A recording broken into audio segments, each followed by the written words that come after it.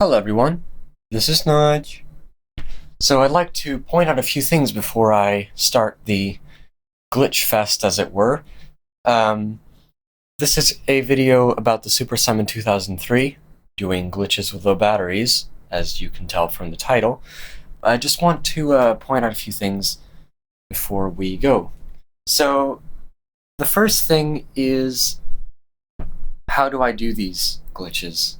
Well, it's simple. It's actually very simple to the point where it's even easier than some of the other games that I've done already, like the Hyperdash, for example.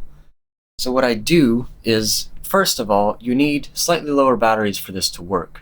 As you can tell, or as you will be able to tell, the Super Simon 2003 will have gone down in pitch at least a little bit from when it would have been if it was running on perfectly good batteries. So you put bad ones in, or slightly bad ones, I should say. And then what I do, and this varies from person to person, really. You can do it the way you want, but the way I do it, the way I do glitches, is the way I've found most effective, is I take the battery halfway out, one of them at least. In fact, for this recording, I somehow was able to balance it to a point where I was able to take both parts of the battery slightly out, such that it was still in, so it was held by the spring and everything, but it wasn't fully in. And what that allows me to do is simply push down on it or lightly tap it with my finger to make it disconnect. And that's important because if we're going to be doing glitches, the easiest way to do that is to cause a tiny little power fluctuation that goes off and then on in a split second that causes the game to do something. In a lot of cases, this usually just means that the game will reset itself, but sometimes it'll do other things. The best way to do this would be to, as I said, tap extremely lightly on the battery. You don't even need to use your finger. You can even use your fingernail if you feel like it. Just apply a tiny little bit of pressure. In fact, the reason why I say use your finger no more is because if you touch the battery with your skin, that will cause a little bit more electric current to go through, making it so that it's easier for the game to stay alive rather than dead, if that makes any sense. Not by much, but just a little bit. And if you tap it with something else, like a fingernail, then it will be more likely to the point where the fluctuations you cause are basically, they're slightly more powerful and they can do more things. Now, the most important part of this is to not disconnect it for too long. Fluctuations need to take a very short amount of time, and I mean very short. So like one light tap is going to cause the game to reset itself. You need to tap lightly, not so much to the point where we'll always reset, because that's not what we need.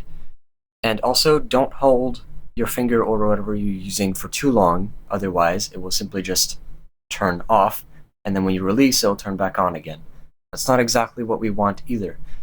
So you do extremely light, but accurate and short, most of all, short taps.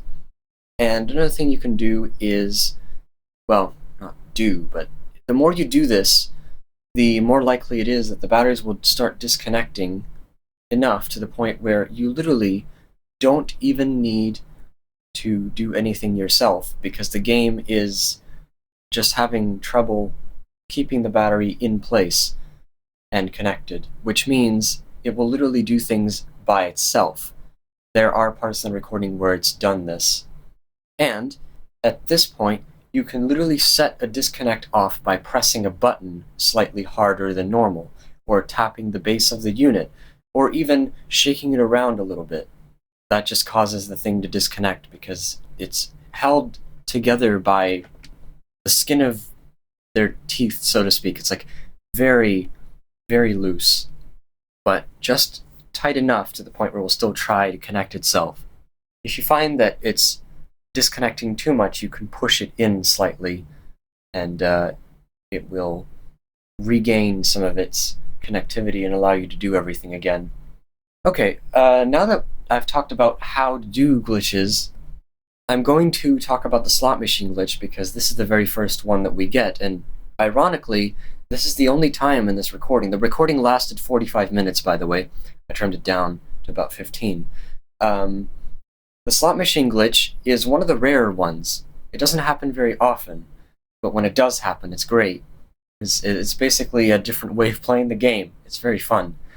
So, when you get the slot machine glitch, you are greeted with a bunch of really random tones that don't make too much sense, followed by a crazy fast version of the startup jingle that constantly keeps looping for a few seconds until the game tells you that it's ready for you to select what game you want to play.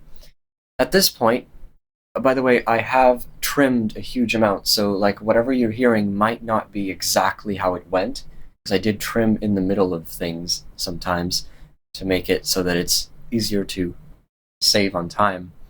Anyway, once you select a game, any time that a jingle is played, so when it plays the start jingle, the win jingle, the fail jingle, anything like that, it'll first begin with a few seconds of random tones, then silence, and then in the case of most jingles, it's a looping, very fast version, like the startup jingle was, or in the case of the start, as in what happens when you press the start button and it starts a game, that only plays for a split second, and then it just plays the first sound in the sequence. Or it doesn't play at all, which I've had happen before. And another interesting thing that is connected to this glitch is there are, as some of you may know, there are 3 different sound sets on the Super Simon 2003. Now, when this glitch is active, it overwrites 2 of those. One of them, the brum brum brum, that one stays the same. The other one that sounds like fifth notes, or chords if you will, that are very short, those ones get overwritten. The first 4 are the same, but 5 and 6 are the ones from the third instrument, the square wave sounding one. It's kind of out of place. And then that instrument, the one that I just talked about, the third sounding one that sounds like just pure square waves, chorus square waves, I mean, that gets overwritten with UI sounds, such that number 1 is the Codebuster fail sound, number 2 is the buzzer sound, number 3 is the blip, number 4 is the D, number 5 is the drum roll, and number 6 is the yeah. It's fun. It's really fun to play this way. It's actually kind of interesting too, because you can hear the amount of wait time between commands kind of fluctuating a lot because each sound has more or less silence at the end. So, that's the slot machine glitch, and it will keep doing this until you turn the game off. And there's a few other things. I don't really want to talk about those too much. Just enjoy the rest of it, I guess. Oh, there are a few very loud noises, so just be prepared. Turn your volume down a little bit. Don't get too scared. Okay, without further ado, I think I've talked long enough. Let's go.